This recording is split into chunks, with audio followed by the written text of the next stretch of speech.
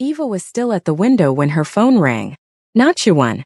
Not a number she recognized. A Seoul area code she had never seen before.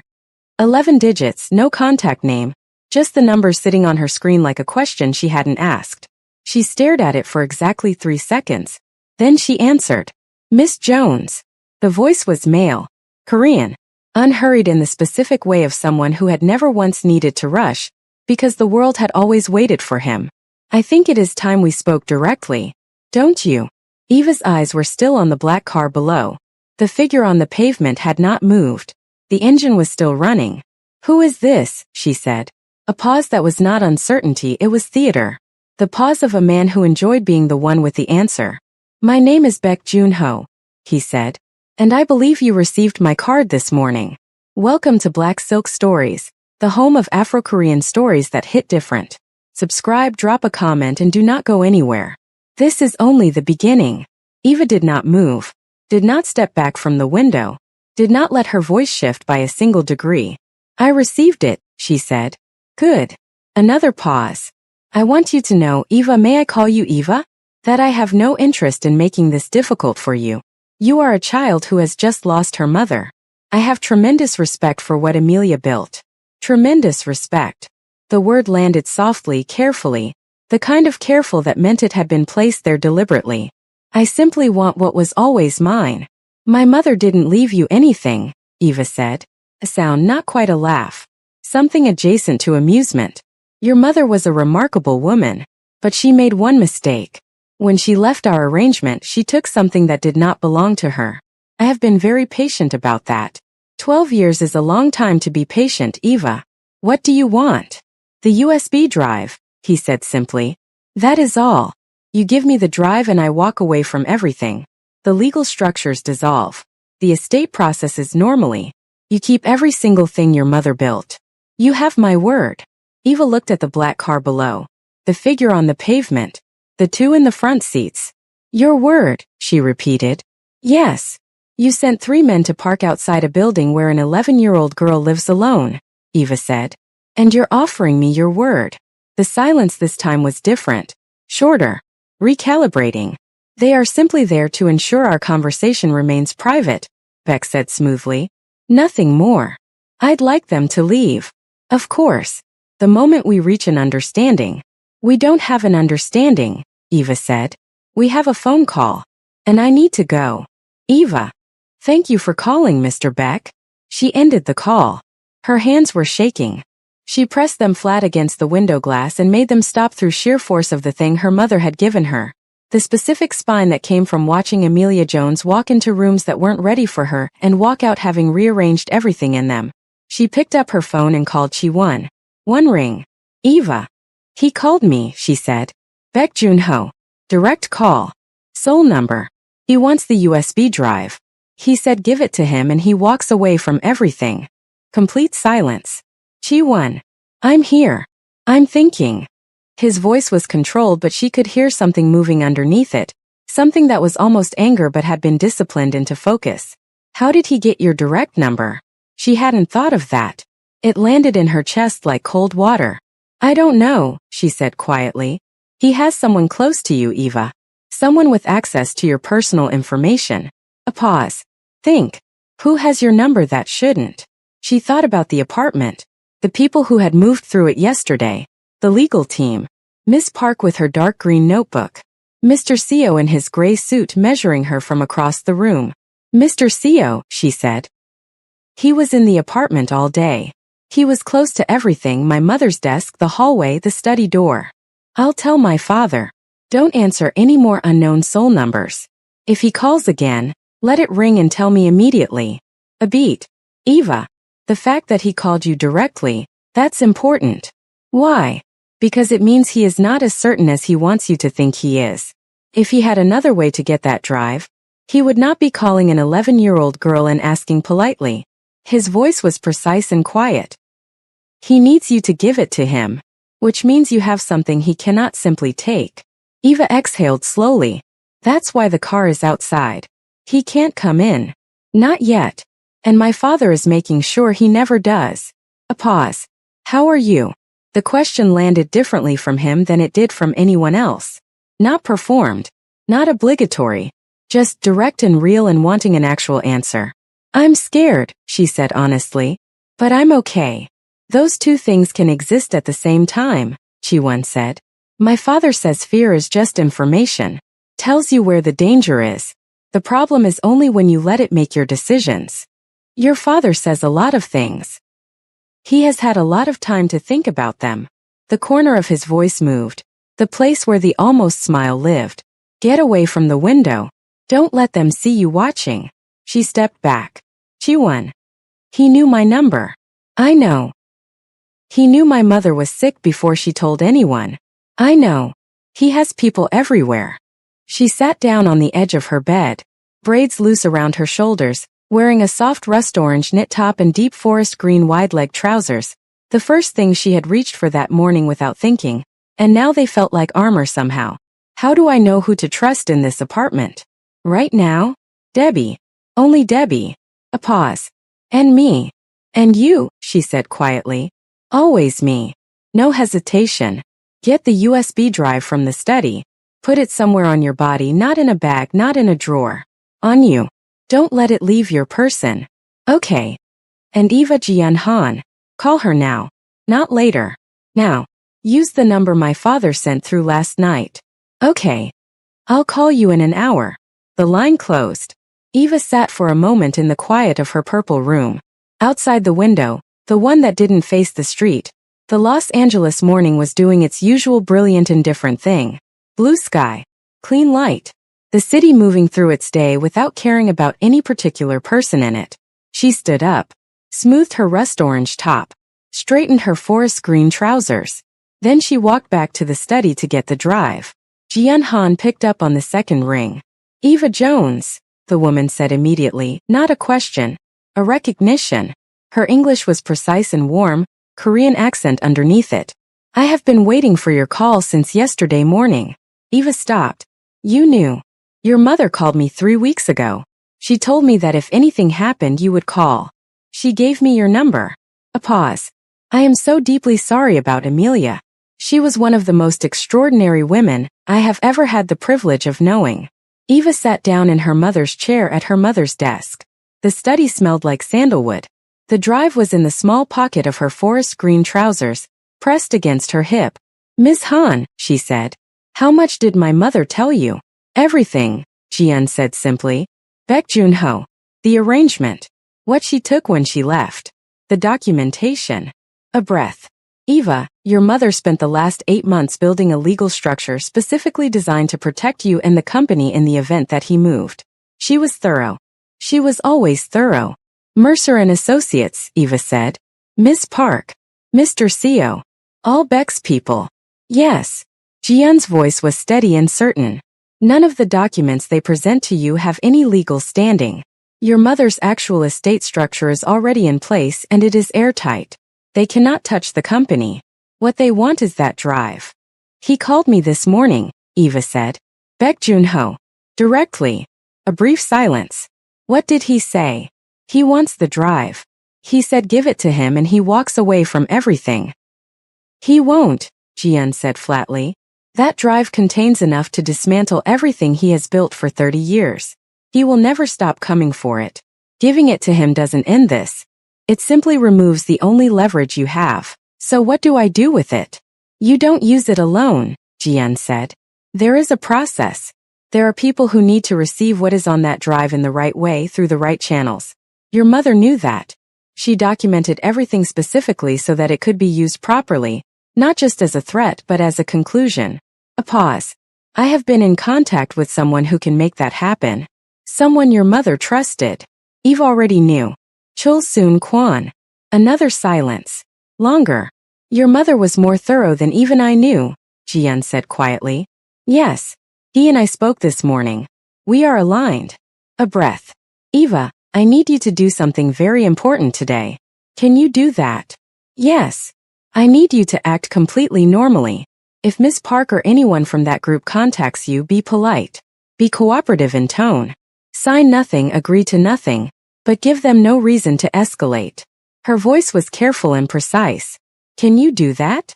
My mother trained me to do exactly that, Eva said. Jian was quiet for a moment. Yes, she said softly. She did. A pause that carried something that sounded like grief wearing a professional coat. I will be in Los Angeles by tonight. We will meet tomorrow morning. Until then, stay inside. Keep the drive on you. Ms. Han. Yes. The black car outside my building. 3 men. I know about the car, Jian said. It will be gone within the hour. Eva looked toward the hallway window, the one that faced the street. How? Because, Jian said, and Eva could hear something in her voice that was not quite a smile but was the sound adjacent to one. The sound of someone who knew exactly what was about to happen. Chul Soon Kwan is not a man who leaves children unprotected. The line closed. Eva sat in her mother's chair for a long moment. The study held its breath around her. The sandalwood. The books. The closed panel behind which the safe sat locked and exact. She pressed her hand flat on her mother's desk. The same desk Amelia had sat behind 1,000 mornings, building something from nothing, facing forward always toward Eva, always toward Eva. Okay, Mom, she said quietly. Your people are showing up. She stood, walked to the hallway window. The black car was still there. She watched it. 11 minutes later, a second car appeared at the end of the street. Dark navy. Moving slowly. It parked at the opposite end of the block. 2 figures got out, large, unhurried, wearing plain dark clothing. They did not look at the black car. They simply stood at either end of the pavement and were present in the specific way of people who needed no introduction to make their point. The black car's engine cut. For a long moment nothing moved. Then the black car pulled away from the curb and drove to the end of the street and turned and was gone. Eva exhaled. Her phone lit up. Chun, they're gone. She smiled, small, brief, real. The first smile since 6:09 2 days ago. Eva, I saw. Chun, my father says good morning. She laughed. Actually laughed. Quiet and sudden and completely unplanned. Eva, tell him good morning back. She put the phone in her pocket beside the drive. Went to find Debbie. Let herself, for exactly the length of the walk down the hallway, feel something that was not grief and not fear. Something that felt carefully and tentatively, like the beginning of not being alone. By midday the apartment felt different. Not safe. Eva was too careful for that word. Too much her mother's daughter to confuse the absence of immediate danger with actual safety. But different. The particular held-breath quality of the morning had released by a degree. Nova had emerged from the guest room looking wrecked but functional and had made herself useful for the first time by intercepting a call from Miss Park and telling her, completely without knowing what she was doing, that Eva was unavailable and resting and would not be taking meetings today. Eva had heard it from the hallway and felt a rush of something that was almost affection for her dramatic, useless, accidentally perfect cousin. Debbie had made lunch. Proper lunch, jollof rice, fried plantain, the specific meal she made whenever things were serious because, as she had told Eva once, serious things deserved serious food. They sat at the kitchen island together, Eva, Debbie, and Nova, and for 40 minutes they talked about Amelia. Not the estate. Not the lawyers. Not the envelopes or the cars or the men in gray suits. Just Amelia. Nova talked about the time Amelia had shown up to Nova's college graduation in a helicopter because she had been in London the night before and refused to miss it. Debbie talked about the first morning she had come to work for Amelia, how Amelia had opened the door herself, no assistant, and had said, I need someone who treats this home like it matters, because it does, and Debbie had known immediately that she would stay as long as she was needed. Eva talked about Paris, the Eiffel Tower. Being 7 years old and understanding for the first time what her mother was doing, and why she was always tired. They laughed twice. They were quiet 3 times in the way that meant everyone was feeling the same thing and didn't need to name it. It was the most human 40 minutes Eva had had since the world ended. At 1:15 her phone vibrated. Chuan. My father wants to do a call at 3 p.m. your time. Jian Han will also be on the call. There is something they need to tell you together. Eva looked at the message. Eva, what is it? Chuan, he didn't tell me everything. But Eva, he looked serious. More serious than usual. She set the phone down. Picked up her fork. Ate 3 more bites of jollof rice because Debbie was watching her with the particular look that meant, you need to eat, baby. And Debbie had earned the right to that look. Then she put the fork down. Eva, I'll be ready at 3. She looked at the kitchen wall. At the photograph of Amelia laughing at the ocean in Cape Town. At the woman she had spent 11 years watching build something extraordinary from the ground up. Facing forward always, never showing the weight of it until 11:30 on a Tuesday night with a cold cup of tea and eyes that said goodbye to something. Eva thought about what Baek Junho had said. 12 years is a long time to be patient. She thought about what was on the drive pressed against her hip. She thought about Jian Han and Chul Soon Kwan and the car that had arrived at the end of her street and the two figures who had stood at either end of the pavement without needing to say a single word. She thought about a 12-year-old boy in Seoul in a deep burgundy sweater who always answered before the second ring. 12 years, Eva thought. Her mother had spent 12 years building something Baek Junho could not touch. 12 years staying 3 steps ahead of a patient, dangerous man who thought that waiting was the same as winning. At 2:58 p.m., Eva sat at her mother's desk. She had changed after lunch, a deep plum long-sleeve dress, simple and structured, with small gold buttons at the cuff. Her braids were pinned up the way her mother used to pin them when she wanted Eva to look like she meant business. The USB drive was in the small interior pocket she had sewn into the dress lining that morning with a needle and thread from Debbie's sewing kit, the kind of practical, invisible preparation her mother had taught her without ever calling it preparation. The laptop was open. The study was warm and still. At 3 p.m. exactly, the screen lit up. Jian Han appeared first. She was a Korean woman, perhaps mid-50s, with sharp, precise features, silver-streaked hair cut cleanly to her jaw, and the particular composed energy of someone who had spent 30 years in rooms where the stakes were high and had never once lost her footing. She wore a deep teal blazer. Her eyes were warm and direct. "Eva," she said. "Thank you for being on time." "Of course," Eva said. Then Chul Soon appeared. Same dark study. Same single lamp. But something about him was different today. The stillness was still there, but it was a different kind of still. Not waiting. Decided. He looked at Eva for a moment without speaking. Then he said, "You look like your mother today." "I'm trying to," Eva said simply. Something moved in his face. "Brief. Real. We have something to tell you," he said. "Jian and I discussed whether to wait. We decided you have earned the right to know now rather than later." Eva folded her hands on the desk. "Tell me." Jian leaned forward slightly. "Eva, your mother did not simply document Baek Junho's operation when she left his arrangement 12 years ago. She continued. For 12 years, every piece of information that passed through her distribution network that touched anything connected to Baek, she recorded it. Quietly. Systematically. Without anyone knowing. A pause. What is on that USB drive is not just what she saw 12 years ago. It is everything.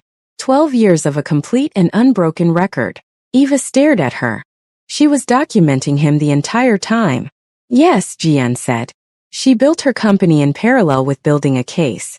Every year she added to it. Every year the file grew. She never used it because she never needed to. As long as she was alive and the company was thriving, Baek had no move to make. But she always knew the day might come when she would need it. A breath. She just didn't expect that day to come the way it did. Eva was very quiet for a moment. The study held its breath. "She protected me," Eva said finally. Not a question. Not surprise. Just the specific recognition of something she had always known in the wordless way children knew things about their mothers, now finally finding its shape in language. "She protected you," Chul Soon said. "Everything she did, the documentation, the legal structures, Jian, the connection she encouraged between you and Chi-won, all of it was a system she built around you. So that if she was ever gone, you would not be standing alone." Eva pressed her lips together. Held it. Let it pass. "Okay," she said. "What do we do with it?" Chul Soon looked at Jian. Something passed between them, the look of two people who have already discussed the next part and agreed on how to present it. "There is a prosecutor in Seoul," Jian said. "Her name is Yoon Se-ri. She has been building a case against Baek Junho for 6 years. She has the structure, but she has never had the evidence to make it move. What is on that drive would give her everything she needs." A pause. "We want to get the drive to Se-ri. Securely. Through channels that Baek cannot see or intercept." "How?" Eva asked. "Chi-won will carry it," Chul Soon said. Eva went still. "Chi-won. He is already in position. He is the only person Baek's network would not flag as a threat. He is 12 years old and he is my son, and Baek knows that I would never use my son as a carrier." His voice was measured. "Which is exactly why it will work. But he would be..." Eva stopped herself. "Reorganized. Is it safe for him?" Chul Soon looked at her steadily. I would not put my son in a situation that was not safe. You have my word on that. With respect, Eva said carefully. You told me last night that your word means something. I'd like to understand exactly what safe looks like before I agree to this. The silence that followed was 3 seconds long. Then Jian made a sound that was almost, not quite, but almost a laugh. Chul Soon looked at Eva with an expression she hadn't seen on him before. Not surprise exactly. Something closer to the look of a man encountering something he hadn't anticipated and finding that he respected it completely. Fair, he said. The same word Chi-Won had used on the flight. In the dark, across an aisle 11 months ago. She noticed that. She filed it. Chi-Won will travel with 2 of my people, Chul Soon said. He will not be visible as anything other than a boy accompanying his father's associates on a routine errand. The drive will be on his person for less than 40 minutes. The time between the meeting point and Sari's office. My people will be with him every second. He held her gaze. And I will be on the phone with him the entire time. Eva thought about it. Thought about Chi-Won, the boy who had tilted his head across an aisle in the dark and said everything with a gesture, who had answered every call before the second ring, who had said always like it was the simplest word in any language. Does Chi-Won know? She asked. He volunteered, Chul Soon said. I did not ask him. He came to me. Eva looked at her folded hands, at the gold buttons on her cuff, at the desk that smelled like her mother. Okay, she said. But I need to talk to him first. Before we do anything. Of course, Chul Soon said. Chi-Won appeared on her screen 4 minutes later. He had changed from the burgundy sweater. He was wearing a clean white button-down shirt now, collar open, the kind of deliberate simplicity that was its own kind of preparation. You volunteered, Eva said immediately. Yes. Why? He was quiet for a moment, not searching for the answer. He already had it. He was deciding how much of it to say out loud. Because it needs to be done, he said finally. And because I can do it. And because, a pause. The almost smile, brief and real. Because your mother spent 12 years building something so that you would never have to stand alone. The least I can do is 40 minutes. Eva looked at him through the screen. At the steady dark eyes that had been looking at her since a night flight to Seoul 11 months ago. Across a lit aisle, with a tilted head and a book he wasn't reading. If anything happens to you, she said, I will never forgive your father. Nothing will happen to me. Chi-Won. Eva. His voice was quiet and certain. My father has kept me safe my entire life in circumstances considerably more complicated than 40 minutes with a USB drive. Trust him the way your mother trusted him. She exhaled. My mother never met your father. No. But she knew his name. She wrote it in a letter she left in a safe for you to find. He held her gaze. She did her research, Eva. She always did her research. And she trusted what she found. The study was very still. Okay, Eva said. Okay. It will be over by tonight, Chi-Won said. And then Baek Jun-ho will have nothing. No leverage, no legal structures, nothing. Everything your mother built stays exactly where she built it. A beat. Yours. All of it. Eva looked at the photograph on the study wall. The Cape Town one, the ocean blazing orange, Amelia laughing with her head thrown back. Fully alive in the specific way she only was when nobody needed anything from her. She would have liked you, Eva said. Chi-Won was quiet for a moment. I would have liked her, he said. Very much. The transfer happened at 7:43 p.m. Seoul time. Eva knew this because Chi-Won sent her a single message at 7:43 that said only, moving now. And she had been sitting at the kitchen island in her deep plum dress with a cup of tea she wasn't drinking, watching the clock on the microwave, since 6 a.m. Los Angeles time. Debbie sat with her. Not talking. Just present. The specific gift of a person who understood that company and conversation were not the same thing and that sometimes company was enough. Nova had gone to bed at 9. The clock on the microwave said 7:51 p.m. Seoul time. 8 minutes. When Eva's phone lit up. None. She pressed the phone flat against her chest and closed her eyes for exactly 4 seconds. Then she typed back. Eva. Are you okay?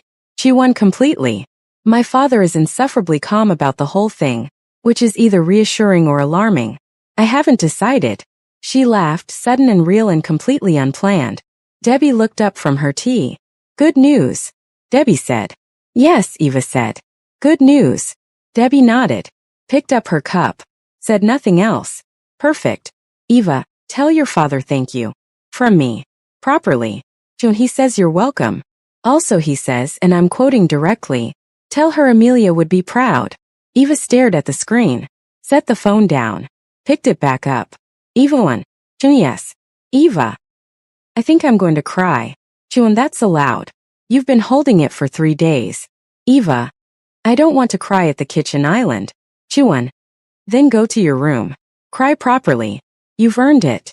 She smiled, stood, carried her tea to the sink, rinsed the cup the way her mother had always rinsed cups, completely, without leaving anything behind. Debbie, she said. Thank you for staying. Debbie looked at her with the expression she had been saving for exactly this moment, warm and steady and completely unperformed. Baby, she said, there is nowhere else I would be. Eva nodded, walked down the hallway to her purple room, sat on the edge of her bed, and cried, properly, completely, for the full length of everything she had been holding since the morning the world changed. For her mother.